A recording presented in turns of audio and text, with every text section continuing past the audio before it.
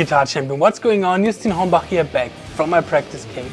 Welcome to today's solo tutorial for Smoke and Mirrors by Symphony X. A lot of you guys asked me to make a solo tutorial how to play the solo of Smoke and Mirrors, and here it is.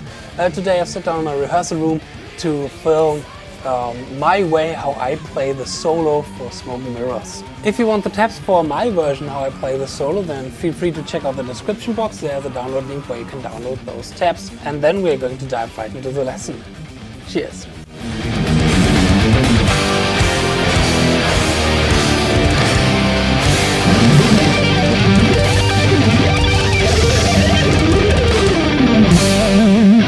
Okay, in this lesson I am tuned to standard, to E standard.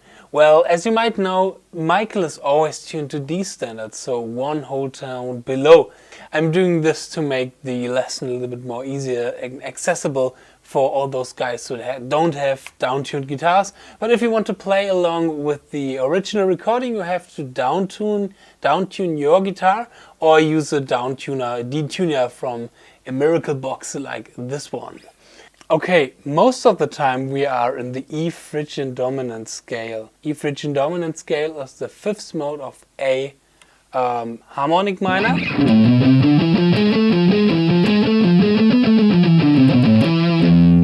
It is a classical metal scale which sounds really Arabic and has a lot of tension to it.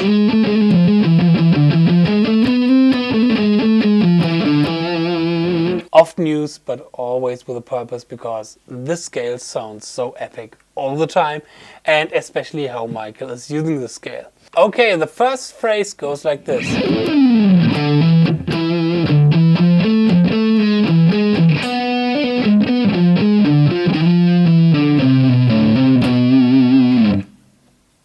We are starting with a cool slide, and then we are playing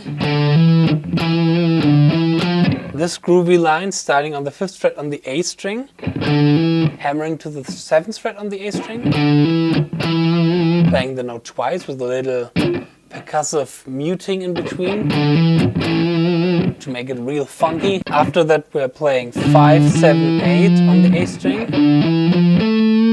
Then we're going with our index finger to the 7th fret on the D string and playing this phrase.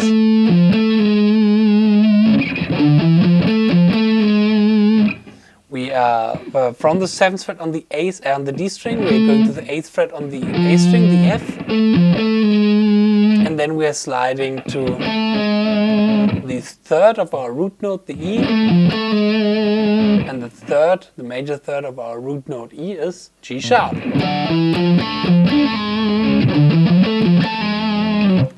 And especially this note, the G sharp, is I call it the tension note.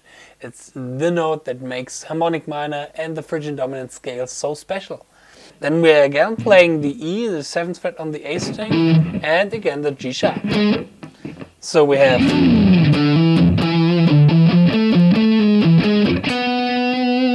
and after that we have this diminished phrase. We are starting on the 4th fret on the G string, the B, making a little fill between the 4th and the 7th fret with our pinky, going with our ring finger on the 6th fret on the D string, again the 4th fret on the G string, going with our jumping with our index from the 4th fret to the 3rd fret on the D string, going to the 6th fret on the D string, 5th fret with our ring finger on the A string, and switching back again to the 3rd fret on the D string. So far we have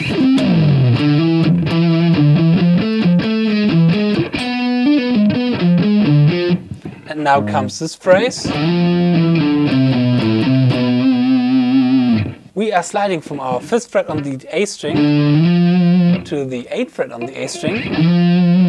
And we're leaving a little bit of space here. We're not playing 8th and 16 notes anymore. We're resting on this note, playing 7, 5. Then we're going to the E string where we're playing this phrase, 8, 7, 5, 8, 7. Okay.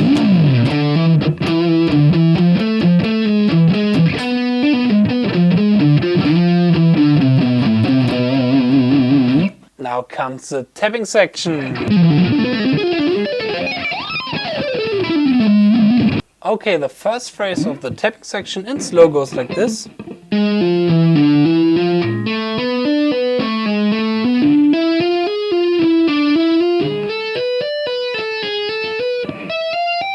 Sorry.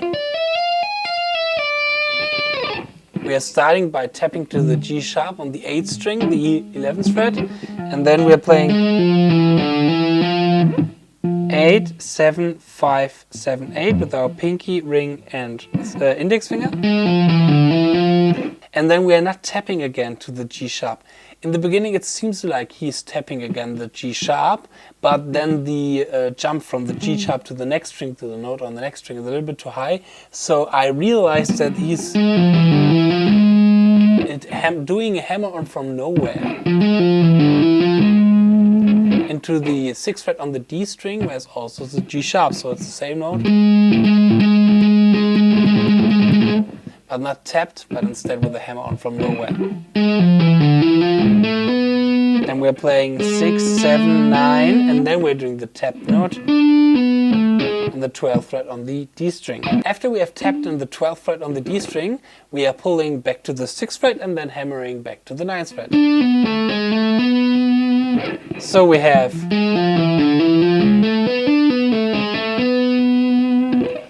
try to make this hammer on from nowhere as clear as possible.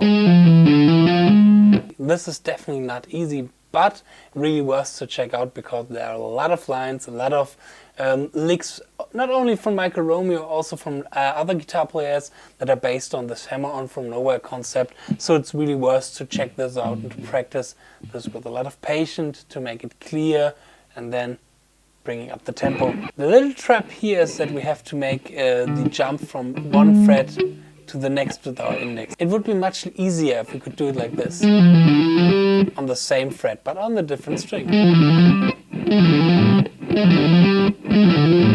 But to make this transition from the 5th to the 6th fret, this makes it a little bit harder, but still playable. After the phrase on the D string, we are doing another hammer on from nowhere to the G string.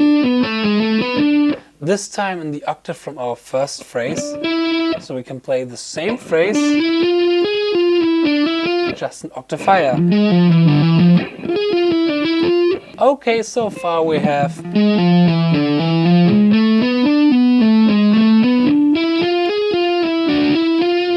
now we're going to another octave. The same phrase like on the D string, but more an octave higher. Sorry. And then we're going back to the same phrase like on the A and on the G string, but this time on the E string. So we have actually two phrases, but repeating in octaves. Another tip for the hammer on from nowhere is try to practice this kind of technique. That you are doing hammer on from nowhere from your pinky on the 8th fret, for example, on the A string, to the 6th fret on the D string with your index finger. Try to make those two notes as independent as you can, so that they don't overlap each other. This was, for example, not so good.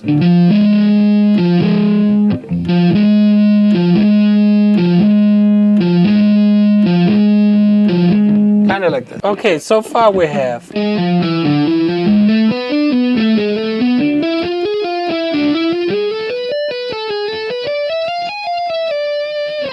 and then we're doing a big slide to the 24th fret on the E string, and we're going to the next tapping phrase, which goes like this.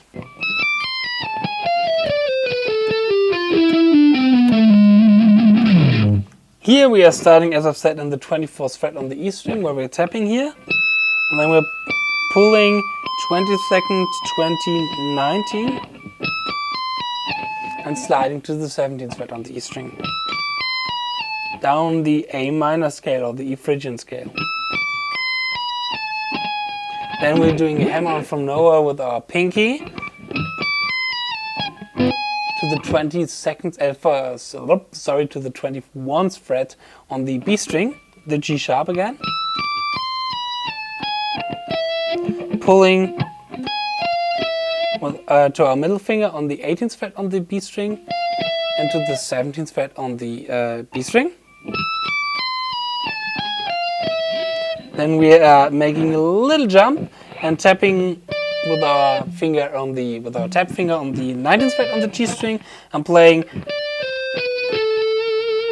17, 16, 15 with our pinky, ring and index finger. Then we're going to the D string, tapping again on the 19th fret and playing 17, 15, 14, not 17, 16, 14.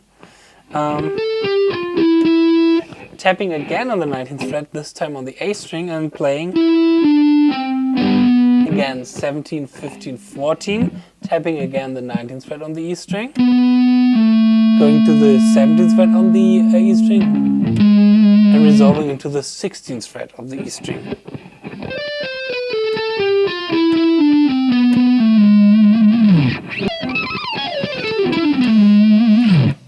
Alright, let's continue with the solo. Now we are playing this phrase. We're going to part number 3 of this solo.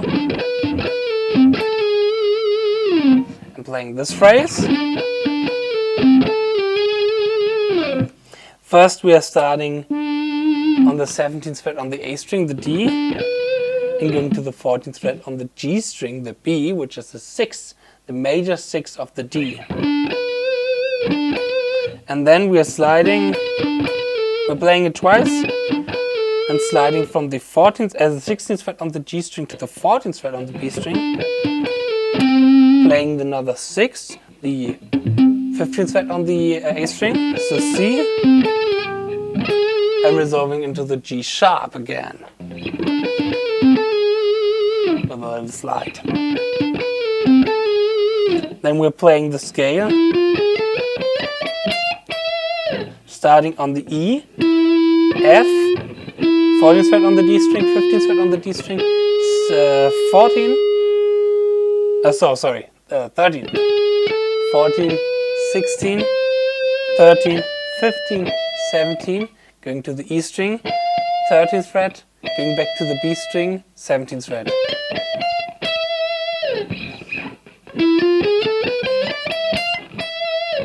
Watch out the articulation. Then we are doing a little slop pull off, starting on the 16th fret on the E string, the G sharp, and pulling chromatically to the F. So we're doing all fingers, pull it up like a slop. Play this phrase again slow.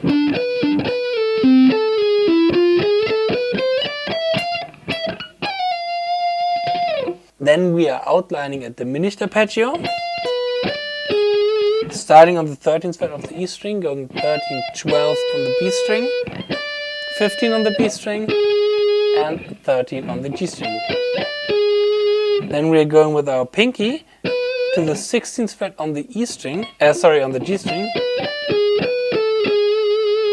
and playing 16, 14, 13. Then we're going with our pinky on the 15th fret on the D string, playing a chromatical approach to the E. So we have 15, 12, 13, 14, and resolving into the 14th fret on the B and the A string, the B. So this phrase goes like this.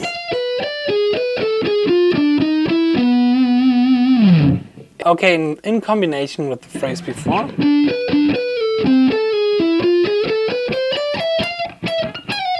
Oh, I forgot that after the slurp pull-off, we're sliding to the 12th fret on the E string. So again, both parts together.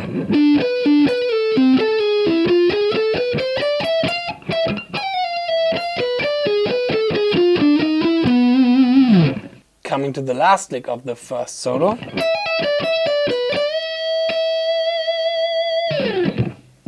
And here we have first a hammer on a pull-off from the 12th and the 16th fret on the E string, playing the 15th fret on the B string, a little bit major pentatonic style, playing again the 12th fret on the E string, 15th fret B string, 12th fret B string, going back to the 15th fret and bending to the E on the 17th fret on the B string. So this was the first solo. Before we are moving on to the second solo, let me play this first solo again slow. If you like the first solo so far, then hit subscribe. Okay, let's play the first solo slow again.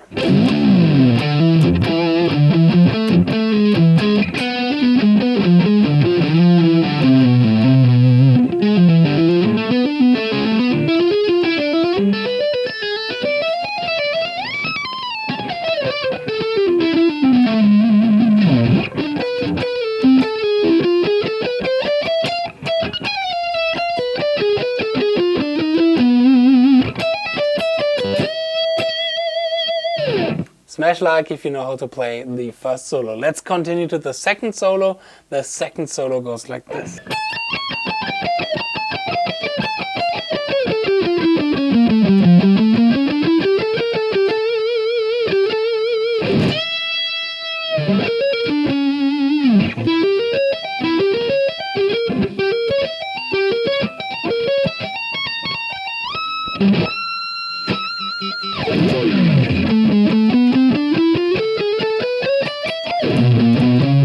Sorry?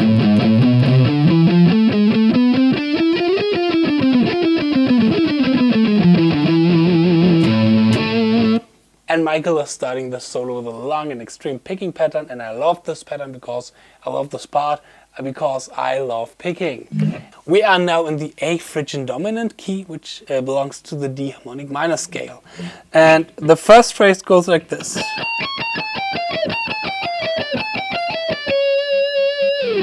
We're starting on the 17th fret on the E string, playing 7, 8, 22nd.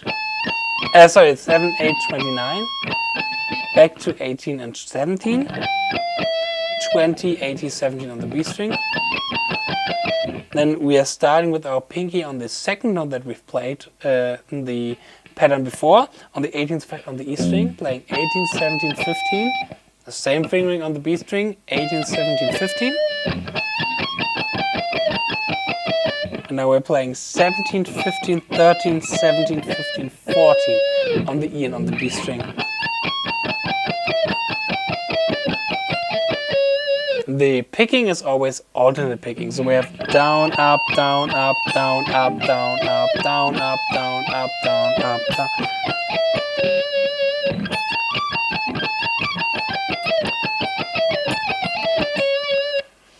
And because we have a number of uneven notes on every string, we have to change the pick direction a little bit, the pick slant. We are starting with upward pick slanting and then going to downward pick slanting on the B string. And again upward pick slanting. If you want to know more about pick slanting, I highly recommend to you all the time, everybody check out Troy Grady and his program Cracking the Code. It's really worth it. So, let's continue. After we have played this phrase, we are playing the same phrase, just one octave below. And then we'll continue like this. So, we have played the octave below phrase. Then we are playing the 13th fret on the A string with our pinky, 12 with our ring, 10 with our index, going to the 13th fret on the E string, but jumping straight back to the A string, playing 10, 12, 13. Then we're going with our index finger to the 11th fret on the D string, playing 11, 12, 14, and then to the 12th fret on the G string, playing 12, 14, 15, 14, 12, 14. So the complete picking part goes like this.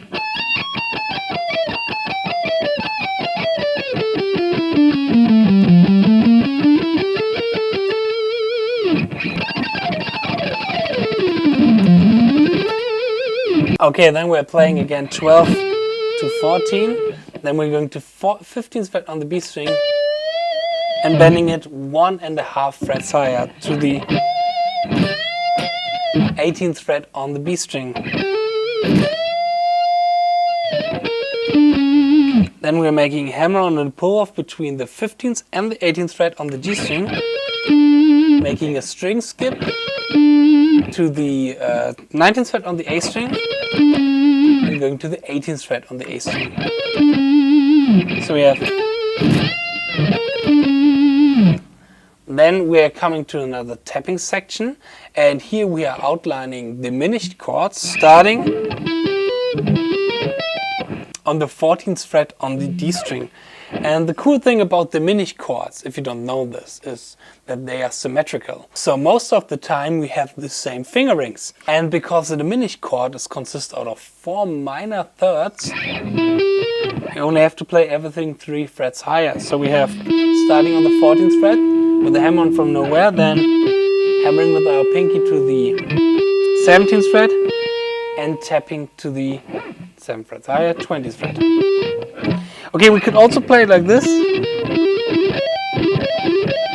The next section. This would a little bit more comfortable for my kind of playing, for my style, but Michael always does this kind of tapping ideas, this kind of diminished chord ideas with the tapping note, not with the fretting note. Okay, we are playing this pattern on the D string and then the same fingering on the B string. We are going back to the D string, B string, then we're going to the G string, and here we are starting not on the 14th fret, but we're starting on the 12th fret. But the coolest thing again is the difference between each note stays the same, 3 frets. So we have 12, 15, 18. Then we're going to the E string, playing the same frets. So we have. Then we are playing, after we have played this twice, we are going 3 frets higher in the next inversion, where we have now 15, 18, 21, doing a double tap on the E string, doing another pull-off and sliding to the 24th fret on the E string. Or doing a bending to the, I would call it the 25th fret, to the F. Okay, let's check out the tapping section again.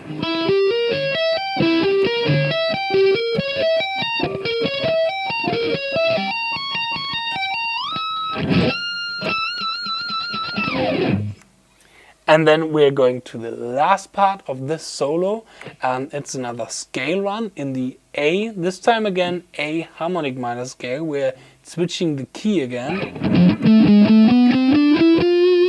We're playing 12, 11, 12, 14, sliding to 15. And we're playing 12, 14, 15 on the D string. And now the same pattern, just an octave higher.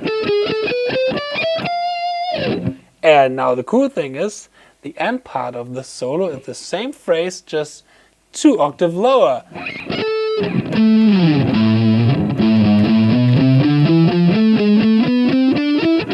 Playing this one twice, again 1 octave higher. Some frets we have 5, 4, 5, 7, 8, 5, 7, 8, and the octave higher. Same fingering. And now we're playing this triplet one.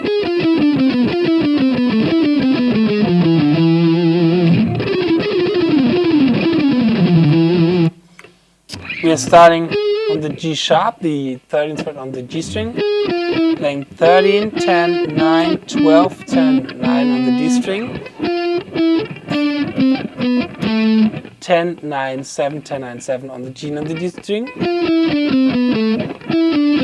9, 7, 5, 9, 7, 6 on the G and on the D string, and then we're playing